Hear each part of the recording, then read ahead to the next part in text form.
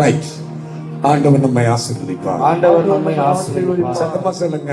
ஆண்டவர் நம்மை ஆசீர்வதிப்பார். நான் இன்னைக்கு கொடுக்கக்கூடிய தேவனுடைய செய்தியானது ரொம்ப முக்கியமான ஒண்ணு. என்ன சார் அப்படின்னா, ரொம்ப முக்கியமான ஒண்ணு. ஏன் பிசாசினுடைய போராட்டங்களுடைய பகுதி நமக்கு வருது அப்படின்றதுக்கு நான் ஒரு 7 காரியத்தை நீங்க காலையில ஆண்டவர் கற்றுக் கொடுத்தார். அந்த கற்றுக் கொடுக்கும் போது என் கூட இருந்த நோவாவே வெளியே அனுப்பிட்டேன். ஐயா, நீ பக்கத்துல இருக்காது, இருந்தா பேசிட்டு இருப்பி, நீ போய் வேலை செய், நான் என்ன பண்றேன், ஜெபம் பண்ணிட்டு இருக்கிறேன் அப்படின்னு சொல்லி அவரை வெளியே அனுப்பிட்டு ஜெபம் பண்ணிட்டே இருந்தேன். அப்ப எனக்கு ஒரு புதிதான ஒரு வார்த்தையுடைய பகுதி கிடைச்சு, அதனால புதிதான வார்த்தையை ஆண்டவர் கொடுத்தனால தயவு செய்து என்ன கவனிக்கணும். இன்றைக்கு உங்க காதில் விழுகிற தேவ செய்தி ரேமா வார்த்தையா இருக்கிறது. சத்தமா சொல்லுங்க. தர்மபுரியிலிருந்து வரேன்னு சொன்னவங்க வந்துட்டீங்களா? வந்தாச்சு. தேங்க்யூ. ஆமென். ஹல்லேலூயா. ஹல்லேலூயா. சத்தமா சொல்லுங்க. ஹல்லேலூயா. சத்தமா சொல்லுங்க. ஹல்லேலூயா. அப்ப பிசாசின் போராட்டம் எதனால் வருகிறது என்கிறத இன்றைக்கு ஆண்டவருடைய நாமத்துக்கு மகிமையா கற்றுக் கொடுக்க விரும்புகிறேன். இதன் மூலமா விடுதலை இருக்கு, இதன் மூலமா ஒரு தெய்வீக சுகம் இருக்கு. ஆமென். ஆமென். ஹல்லேலூயா. ஹல்லேலூயா. சத்தமா சொல்லுங்க. ஹல்லேலூயா. சத்தமா சொல்லுங்க. ஹல்லேலூயா. சத்தமா சொல்லுங்க. ஹல்லேலூயா.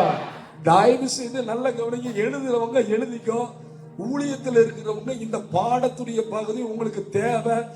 இது இருந்தா நீங்க ஜெயிச்சிடலாம். முதலாவது சொன்னேன், கண் மை போடக்கூடாது. ஆண்கள்கிட்ட சொன்னேன், தொட்டு பேசக்கூடாது. அடுத்து சொன்ன 9:30 மணிக்கு மேல கால் பண்ண கூடாது. அடுத்து ரொம்ப முக்கியமான இன்னொரு பகுதி, அவசியம் இல்லாமல் ஒரு வீட்டுக்கு போக கூடாது.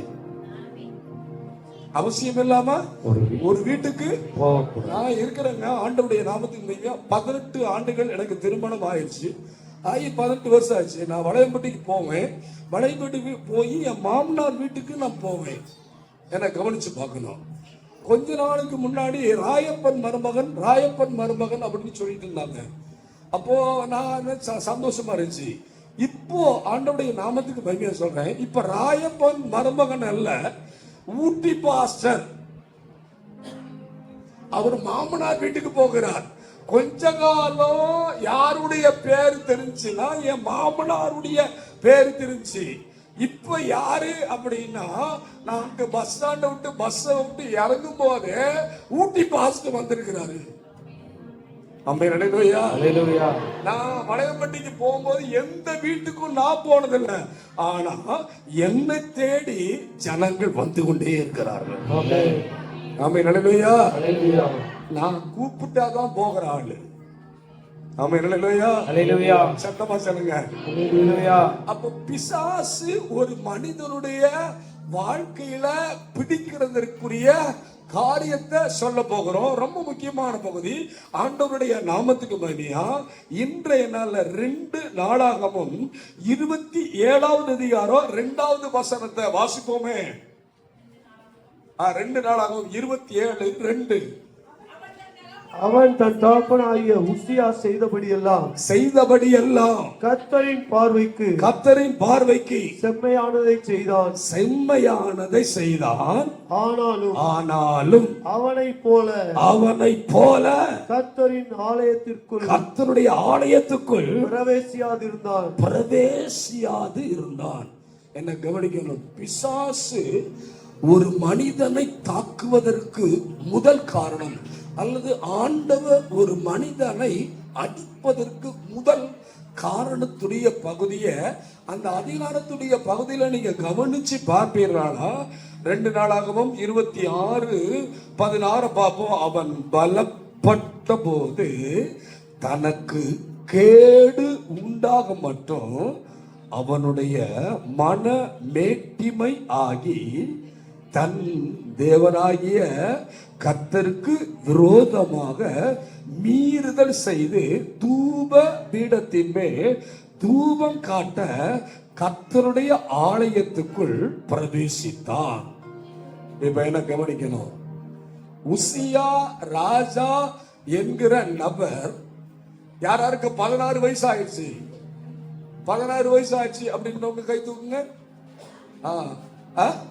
16 வயசு. பாருங்க, உசியா ராஜாவை ஆண்டவருடைய நாமத்துக்கு மகிமையா எப்போ ராஜாவானா அப்படின்னா 16 வயசுல அவன் ராஜாவாய் மாறினான்.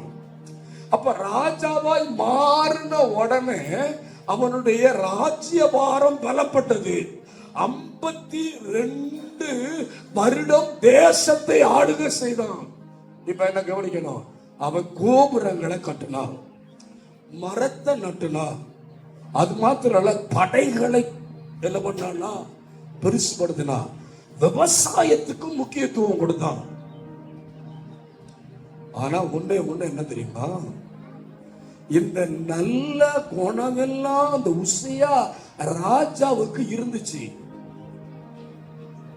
இப்ப என்ன கவனிக்கணும்? இந்த நல்ல குணம் எல்லாம் உசியா ராஜாவுக்கு இருந்துச்சு. ஆனா ஒரே ஒரு பகுதி வந்துச்சு. எதுனா, காலம் ஆன பின்னாடி மனமேட்டிமை வந்தது. பக்கத்து சொல்லுங்க, மனமேட்டிமை வேண்டாம். மனமேட்டிமை வேண்டாம் சொல்லுங்க, மனமேட்டிமை வேண்டாம். பக்கத்துல சொல்லுங்க, மனமேட்டிமை வேண்டாம். சத்தமா சொல்லுங்க, மனமேட்டிமை வேண்டாம். சத்தமா சொல்லுங்க, மனமேட்டிமை வேண்டாம். நல்ல கவனிக்கணும். மனமேட்டிமை உடைய பகுதி உங்க வாழ்க்கையில வந்துருச்சு அப்படின்னா தலைக்கால் புரியாது. பழைய பணக்காரனுக்கும் புது பணக்காரனுக்கும் வித்தியாசம் இருக்கு. பழைய பணக்காரர் பாக்கெட்டில் இருந்து காசை எடுப்பதை யோசிப்பார். புது பணக்காரர் பாக்கெட்டில் இருந்து காசை இறைத்து விடுவார். சிலருக்கு தலைக்கால் புரியாது. எப்பா பணம் வந்துட்டார். இவனுக்கும் பலப்பட்ட பின்பு என்ன வந்துச்சுன்னா மன மேட்டிமை வந்தது. தயவுசெய்து விடுதலையின் கூட்டத்துக்கு வந்திருக்கிற ஒவ்வொருவருக்கும் நான் சொல்லுகிற மிகப்பெரிய செய்தி என்ன?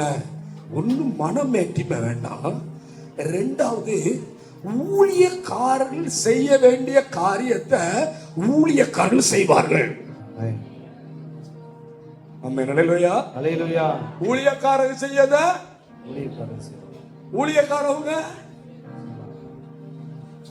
ஊழியக்காரர் செய்யறத என்னது? ஊழியக்காரர் செய்வார். ஜேசு எனக்கு ரொம்ப வருஷமா பழக்கம். அண்ணனுக்கு ஜோம் பண்ணி, எட்வின் அண்ணனுக்கு ஜோம் பண்ணி நான் தான் சொன்னேன், அண்ணா திருமணம் பண்ணுங்க. திருமணம் பண்ணினாரு. திருமணம் பண்ணும்போது பயங்கரமான மன போராட்டம். அவங்க அம்மா இறந்து இருக்கும்போது இவர் அரை படியில் நின்று இருந்தாரு. அப்ப என்ன மேலையும் கீழையும் பார்த்த விதமே வித்தியாசம். அண்ணனும் தம்பியும் அவங்க அம்மா இறந்திருக்கும் போது என்ன பார்த்தது படா தீவிரவாதியா பார்த்தாரு. ராஜா பொறுமையாரு அப்படின்னு சொல்லிட்டு போகும்போது அவர் சொன்னாரு, நான் பொறுமையா தானே இருக்கேன், நான் பொறுமைன்னு உங்களுக்கு எப்படி தெரியும் அப்படின்னாரு. எப்போ? அம்மா செத்துருக்கும் போது. இப்ப என்ன பார்க்கணும், அன்னைக்கு அப்படி இருந்தாரு. அதற்கப்புறம் திருமணம் நடந்துச்சு. திருமணம் நடந்த அந்த பகுதிக்கு இந்நாள் வரைக்கும் என் ஸ்டீவனுக்கு ஜெபம் பண்ணதுக்கு அப்புறம் ஜெபம் பண்ற ஒரு மனுஷன்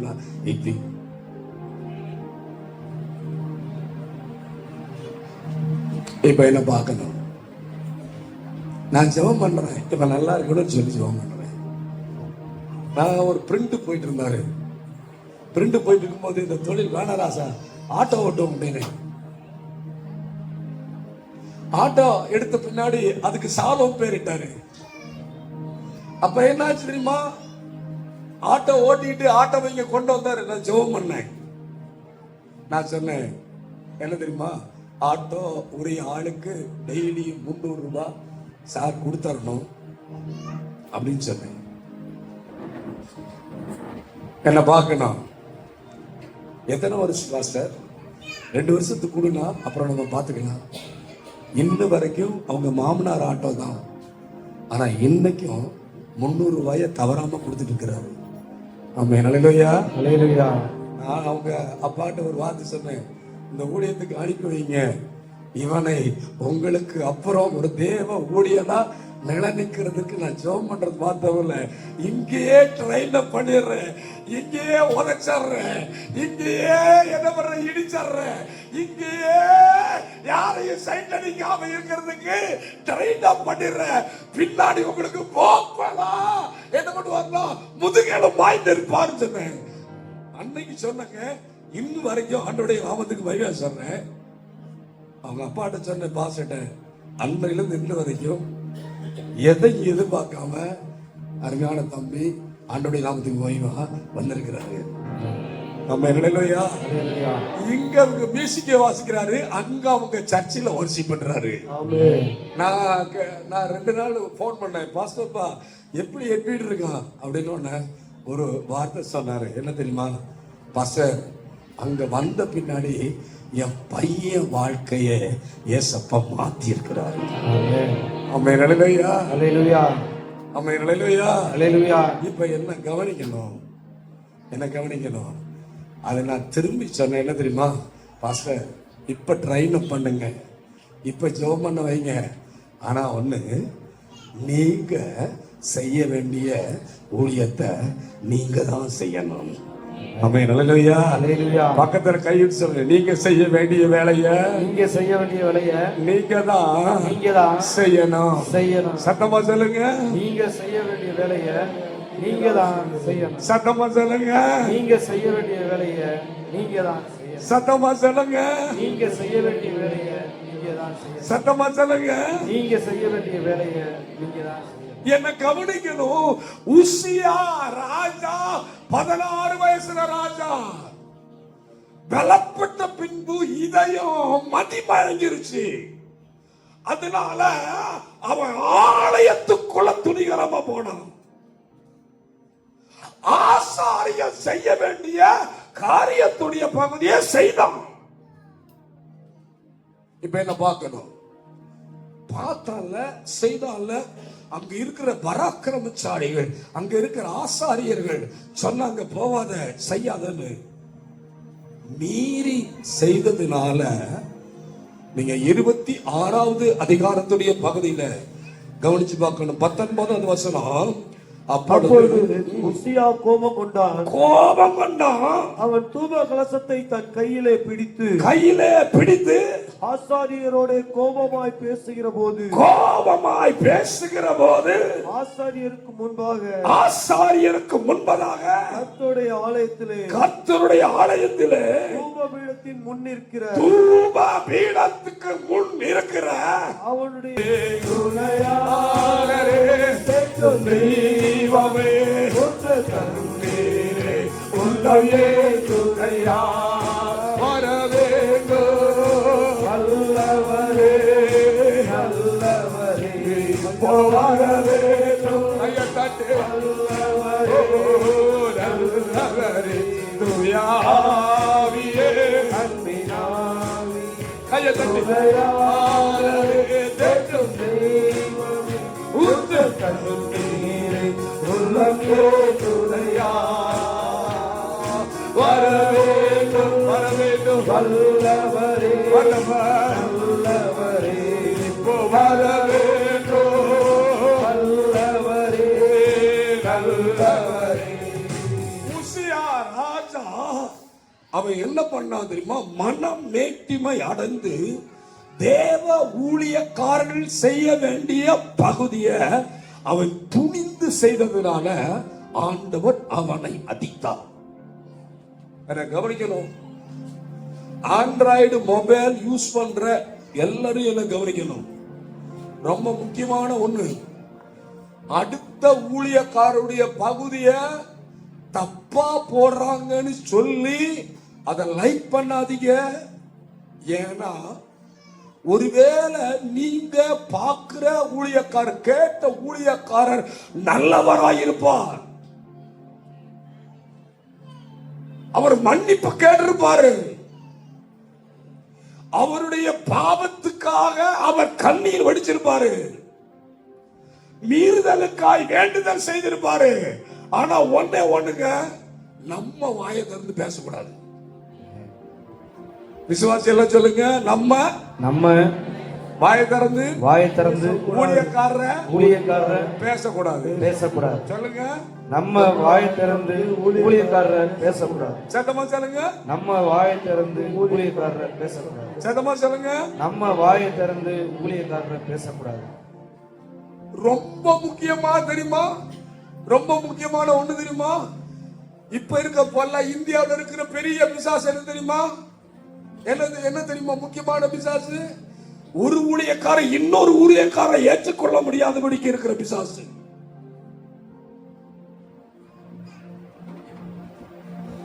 என கவனிக்கணும். தயவு செய்து சொல்றேன், விடுதலை விரும்புற ஒவ்வொருத்தரை பார்த்து சொல்கிறேன், ஊழியக்காரரை குறித்து தவறாய் பேசாதே.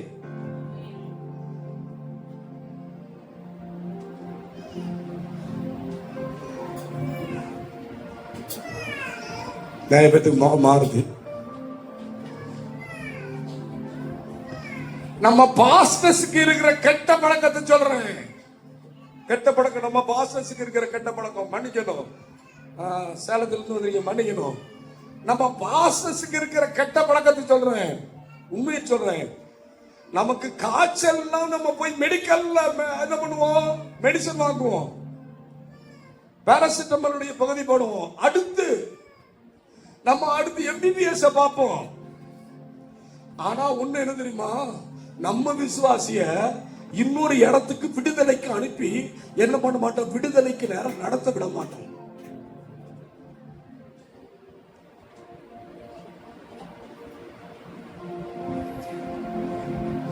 கேக்குதா? அப்படியே போனா அவரை குறிச்சு தப்பா சொல்லிருவோம்.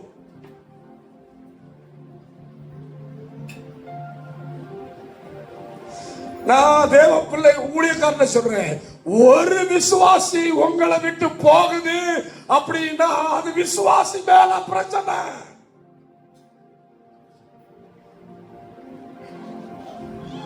ஒரு குடும்பம் சபையை விட்டு வெளியே போகுதுன்னா அது ஊழியக்கார மனைவியுடைய பிரச்சனை.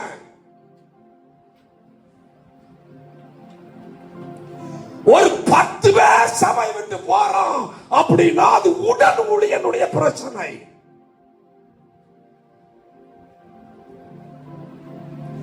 ஒருத்தர் போனா புரிஞ்சுக்காத பகுதி, ஒரு குடும்பம் போனா ஊழியக்கார மனைவி பாதிப்புனால 10 பேர் சபை விட்டு போறாங்க அப்படின்னா அது மாறக்கூடிய நபர் விசுவாசி அல்ல, ஊழியக்காரர்.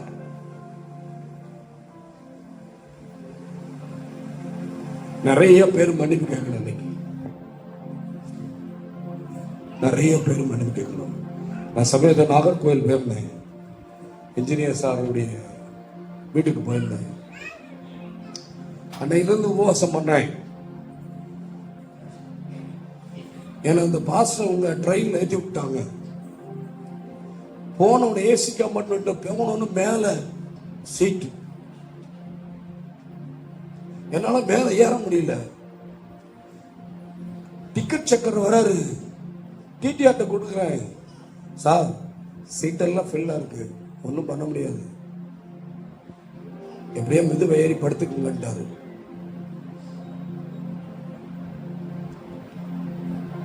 நான் சும்மா வசன புக் எடுத்து மெதுவா படிச்சுட்டே இருந்தேன். படிச்சுக்கிட்டே இருக்கும்போது ஏசி கம்பார்ட்மெண்ட்ல படிச்சுக்கிட்டே இருக்கிறேன். ஒருத்தர் லைட் ஆஃப் பண்ணியா அப்படின்னாரு. லைட் ஆஃப் பண்ணியா? நான் கேட்டேன், நீ எந்த ஊர் விசுவாசின்னு கேட்டேன். நீ என்ன பாஸ்ட் பையனான்னு கேட்டேன். உடனே என்ன பண்ணா, கீழே இருந்து எந்திரிச்சான். எந்திரிச்ச உடனே சொன்னேன், டேய் தம்பி, உங்க அப்பா நல்லா இல்ல, உங்க அப்பா விட்டுட்டு போகாதானே. அவ்வளவுதாங்க, வெளிப்பாடு அவ்வளவுதான். அவர் சொன்னாரு, எல்லாம் கவனிக்கணும். அவர் சொன்னார், அந்த பையன் சொன்னா, எங்க சபைக்கு ஒரு சிஸ்டர் இருந்திருக்கு, ஒரு டீச்சர் வருது, அந்த டீச்சர் தசமா கொடுக்குது. அதனால எங்க அப்பா அவங்க சொல்றத கேட்டுதான் என்ன பண்றாரு, செய்யறாரு. இப்ப என்ன பார்க்கணும், இல்லப்பா கொஞ்சம் பொறுமையாரு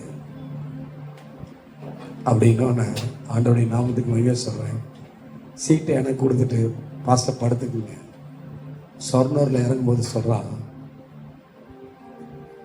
நீங்க சொல்லல பொறுமையாருன்னு சொல்லல அப்படின்னா என் வீட்டை விட்டு கோச்சிட்டு போயிருப்பேன். கடைசியில அந்த ஊழியக்காரன் நான் ஜோம் பண்ணி சொன்னேன், ஐயா அங்க அடிக்கடி போவாதீங்க. இப்ப என்ன பார்க்கணும், என்ன பார்க்கணும், என்ன பார்க்கணும். அந்த குறிப்பிட்ட சகோதரி சொன்னேன், ஏமா உன் புருஷன் நேசி, பாஸ்டர் நேசிக்காதன்னு சொன்னேன். இங்கே 2-3 கேஸ் எல்லாம் இருக்கு. புருஷன் விட்டுட்டு பாஸ்டர் மேல பாசம் வைக்கிறது. பாஸ்டர் சாப்பிட்டாரா, பாஸ்டர் புருஷன் சாப்பிட்டாரான்னு பாரு. பாஸ்டர் அவங்க வீட்டுக்கார மாப்பா சாப்பிடுறதுக்கு அவங்க பார்த்துக்குவாங்க. ஆமென். அல்லேலூயா. அல்லேலூயா. இப்ப கையை உயர்த்தணும். சபைக்கு போறவங்க எல்லாம் கையை உயர்த்தி, ஆண்டவரே எங்க பாஸ்டருக்கு விரோதமா நான் பேசினதை மன்னி. பாஸ்டருக்கு பேசுனது, ஆண்டவர் விரோதமா பேசுனத மன்னியும். ஆண்டவரே மன்னியும், ஆண்டவரே மன்னி, ஆண்டவரே மன்னியும், ஆண்டவரே மன்னி. சொல்லுங்க மன்னியும் சொல்லுங்க, ஆண்டவரே மன்னி, சொல்லுங்க மன்னியும் சொல்லுங்க, ஆண்டவரே மன்னி, சொல்லுங்க மன்னியும் சொல்லுங்க, ஆண்டவரே மன்னி, சொல்லுங்க மன்னியும் சொல்லுங்க, ஆண்டவரே மன்னி, சொல்லுங்க வாய் திறந்து, ஆண்டவரே மன்னி, சொல்லுங்க வாய் திறந்து, ஆண்டவரே மன்னி, சொல்லுங்க வாய் திறந்து, ஆண்டவரே மன்னி, சொல்லுங்க வாய் திறந்து, ஆண்டவரே மன்னி, சொல்லுங்க வாய் திறந்து, சொல்லுங்க ஆண்டவரே மன்னி. சொல்லுங்க ஏசப்பா, ஏசப்பா, எங்க பாஸ்டருக்கு விரோதமா, எங்க பாஸ்டருக்கு விரோதமா, எங்க ஊழியக்காரனுக்கு விரோதமா, ஊழியக்காரனுக்கு எங்க விரோதமா, ஃபாதர்ஸுக்கு விரோதமா, எங்க ஐயர்வாளுக்கு விரோதமா, எங்க பிரதருக்கு விரோதமா பிரதருக்கு நான் விரோதமா பேசின பேசின அந்த வார்த்தைகளை அந்த வார்த்தைகளை மன்னியும். மன்னியும். சொல்லுங்க இயேசுவின் நாமத்தினால இயேசுவின் நாமத்தினாலே என்னை கழுவும், என்னை கழுவும், என்னை பரிசுத்தப்படுத்தும். என்னை பரிசுத்தப்படுத்தும். என் வாழ்க்கைய என் வாழ்க்கைய என் ஊழியரை ஊழியரை நான் திட்டுனதுனால, திட்டுனதுனால, சபிச்சனால, சபிச்சதுனால, அவர்களை வேதனைப்படுத்துறதுனால வேதனைப்படுத்தினதுனால, எனக்குள் வந்த எல்லா பலவீனமும், எல்லா பலவீனமும், எல்லா வியாதியும், எல்லா வியாதியும், எல்லா நோயும் எல்லா நோயும் இயேசுவின் நாமத்தினால இயேசுவின் நாமத்தினாலே என்னை விட்டு நீங்குவதாக. இயேசுவின் நாமத்தில், இயேசுவின் நாமத்தில் பிதாவே, பிதாவே, ஆமென். ஆமென். கைகளை தட்டி நல்ல அக்னி ஸ்தம்பமே, சொல்லுங்க, தேற்றும் தெய்வமே, துணையாளரே.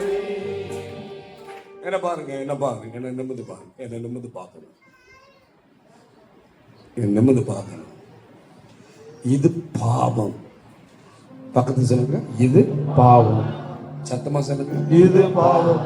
ஊழியக்காரர்களுக்கு விரோதமாய் பேசுவது பாவம். ஊழியக்காரருக்கு விரோதமாய் பேசுவது பாவம். சத்தமா சொல்லுங்க, ஊழியக்காரருக்கு விரோதமாய் பேசுவது பாவம். சத்தமா சொல்லுங்க, ஊழியக்காரருக்கு விரோதமாய் பேசுவது பாவம். சத்தமா சொல்லுங்க.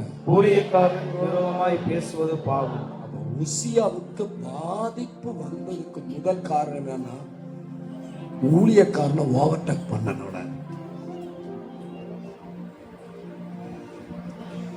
எனக்கு இருக்கிற நல்ல பழக்கம் சொல்றேன், எனக்கு இருக்க நல்ல பழக்கம் சொல்றேன். எனக்கு ஒரு காரியம், இந்த தாடிக்காரர் 9 மணிக்கு வாயா அப்படின்னு சொன்னேன். அவரு 9 மணிக்கு வரல, நான் கூப்பிடவே இல்லை. அப்புறம் திரும்பி ஜெபம் பண்ணிட்டு இருந்தேன், நல்லா இருக்கணும் ஆண்டவரே, தாடிக்காரர் நல்லா இருக்கணும், நோவா நல்லா இருக்கணும், வாழ்க்கை ஆசீர்வதிக்கப்படணும். திடீர்னு ஒரு நாள் கால் பண்ணாரு, பாஸ்டர் எங்க இருக்கீங்க? நான் சொன்னேன், நான் காரைக்குடியில் இருக்கேன், நான் வரேன் பாஸ்டர். நான் சரி பாரு. எத்தனை மணிக்கு? 12:30 மணிக்கு. நான் வரும்போது அவர் முகத்தை பார்க்கல, டைமை தான் பார்த்தேன். நான் அவரை கூப்பிட்டு ஏயா வரல? நிறைய பேர் என்ன கிரிட்டிசைஸ் பண்ணாங்க, அவரை திட்டி இருப்பீங்க அதனால அவர் வரல, இல்ல அவரை அடிச்சிருப்பீங்க அதனால வரல. நான் வேணா அவரை திட்டி இருக்கேன், உரிமை என் சகோதரன், நான் வேணா அடிச்சிருக்கேன். ஆனா ஒண்ணு சொல்லட்டுமா, அவர் கெட்டு போகணும்னு நான் விரும்பல. அதனால நான் சொல்லட்டுமா, அவரை குறிச்சு பேசும்போது நீரே போன் பண்ணி கேட்டுக்கையா அப்படின்னு சொல்லிடுங்க. இப்ப என்ன பார்க்கணும், என்ன பார்க்கணும். ஊழியக்காரர்களுக்கு விரோதமா பேசாதீங்க. நிறைய யூடியூப் எல்லாம் ஊழியக்காரர்களுக்கு விரோதமா நிறைய பேசுறாங்க. பேசும்போது நல்லா இருக்கும், இனிக்கும். ஆனா ஊழியக்காரன் கண்ணீர் வடிச்சுட்டா அதுக்கப்புறம் பாதிப்பு பலமா இருக்கும். நான் பார்த்திருக்கிறேன். அதனால தயவு செய்து உங்க ஃபாதரை குறிச்சு பேசாதீங்க. நான் ஃபாதரை குறிச்சு பார்த்துட்டு சொன்னேன், ஃபாதர் உங்களை ரொம்ப பிடிக்கும் எனக்கு அப்படின்னு. அவரு என்ன பார்த்து சிரிச்சாரு, என்ன ரொம்ப பிடிக்குமா அப்படின்னாங்க. ஆமா, நீ பெண்டிகாஸ்டா இல்ல? இல்ல இல்ல, நீங்க கல்யாணம் பண்ணாம முடிய செய்ய, நான் கல்யாணம் பண்ணி முடிய செய்றேன். நானும் ஃபாதர் தான், எனக்கும் 2 பிள்ளை இருக்கு, அதனால நானும் ஃபாதர். நீங்க படிச்சுட்டு ஃபாதர், ஆனா ஒண்ணு உங்களை பிடிக்கல ஃபாதர் அப்படின்னு. எங்க அப்படின்னு நான் சொன்னேன், அந்த கரஸ்பாண்டன்டுடைய போஸ்டிங்க்கு போன உடனே நீங்க சிங்கமா என்ன பண்றீங்க? இப்போ சொன்ன ஒரு நர்ஸ் சொன்ன, சபைக்கு வர ஒரு நர்ஸ், அவங்க சொன்னேன், ஏமா கவர்மெண்ட் ஹாஸ்பிட்டலுக்கு போனா அப்படி இருக்கீங்க, வீட்டுக்கு வந்தா இப்படி இருக்கீங்க அப்படின்னு. அந்த அக்கா ஓடி ஒழிச்சிட்டாங்க. அப்ப நான் சொல்ற ஒரு வார்த்தை, ஊழியக்காரருக்கு விரோதமா என்ன பண்ணாத பேசாதே. சத்தமா சொல்லுங்க, ஊழியக்காரருக்கு விரோதமாய் பேசாதே. சொல்லுங்க, ஊழியக்காரருக்கு விரோதமாய் பேசாதே. சத்தமா சொல்லுங்க, ஊழியக்காரருக்கு விரோதமாய் பேசாதே. சத்தமா சொல்லுங்க, ஊழியக்காரருக்கு விரோதமாய் பேசாதே. சத்தமா சொல்லுங்க, ஊழியக்காரருக்கு விரோதமாய் பேசாதே. எந்திரிச்சு கர்த்தருடைய ஆவியான சொல்றாரு, உன் குடும்ப ஊழியக்காரனுக்கு விரோதமா எழும்பி ஏகோபித்து நிக்கிறத ஆண்டவர் காட்டுறாரு. அந்த இயேசுசாமி சொல்றாரு, நீ ஊழியக்காரனுடைய ஆலோசனை கேட்டனால இதுவரைக்கும் நீ ஜீவனோடு இருக்க ஏசப்பா அனுக்கிரகம் பாராட்டினார். இப்போ ஒரு நாள் உங்களை உங்க குடும்பத்துக்கு தேவைப்பட்டுச்சு, இப்ப தேவைப்படல, பிள்ளைக்கும் தேவைப்படல, பொண்டாட்டிக்கும் தேவைப்படல.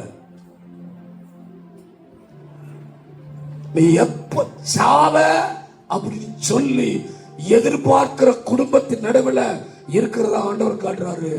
உங்க குடும்பமே உங்களுக்கு விரோதமா மாந்திரிகம் செய்கிற நிலைய ஏசப்பா காட்டுறாரு. இன்னைக்கு சொல்றாரு, ஊழியக்காரனுக்கு விரோதமாய் பேசினதை மன்னிப்பு கேட்கும் போது கர்த்தர் உனக்காக ஒத்தாசையாய் அவர் எழுந்தருளுவார்.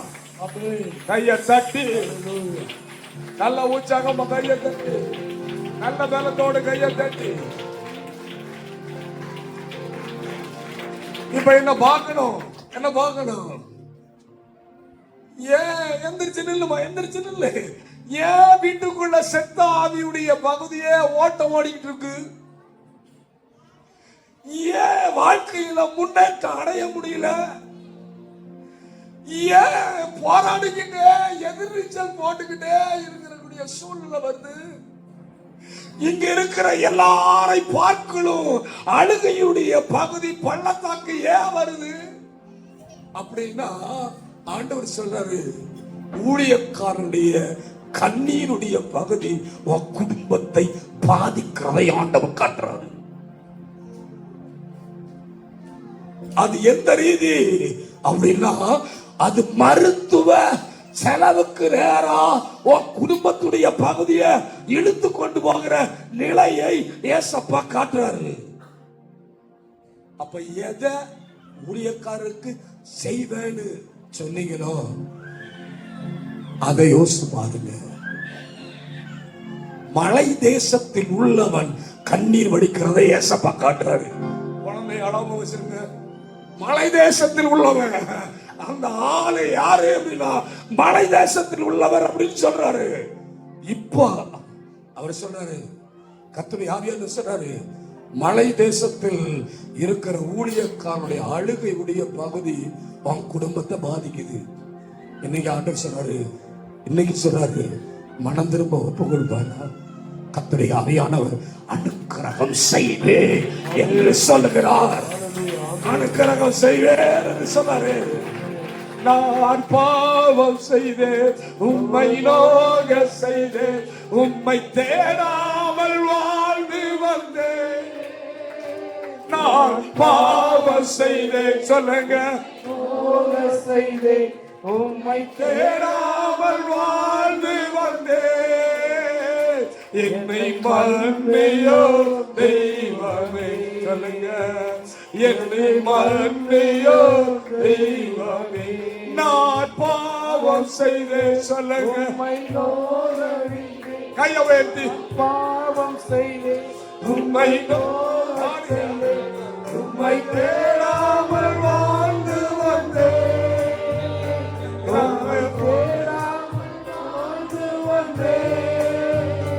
என்னை மன்னியோ தெய்வமே, என்னை மன்னியோ தெய்வமே. திரும்பி, இயேசுவே என் தெய்வமே, இது மன்னிப்பின் ஜெபம். என்னை மனதிறங்கும், சொல்லுங்க வளர்ந்து, இயேசுவே என் தெய்வமே, என்னை மனதிறங்கும். நான் பாவம் செய்தேன், உம்மை நோக செய்தேன், சொல்லுங்க, பாவம் செய்தேன், உம்மை நோக செய்தேன், உம்மை தேடாமல் வாழ்ந்து வந்தேன். என்னை மன்னியோ தெய்வமே, என்னை மன்னியோ தெய்வமே. என்ன பார்க்கணும், ரொம்ப முக்கியமான பகுதி. இந்த மாசத்துல ஏசப்பாட்ட கேட்கணும், நான் ஊழியக்காரர்களுக்கு விரோதமா பேசினதை மன்னிச்சுடுங்க அப்படின்னு ஆண்டவர்கிட்ட கேட்கணும்.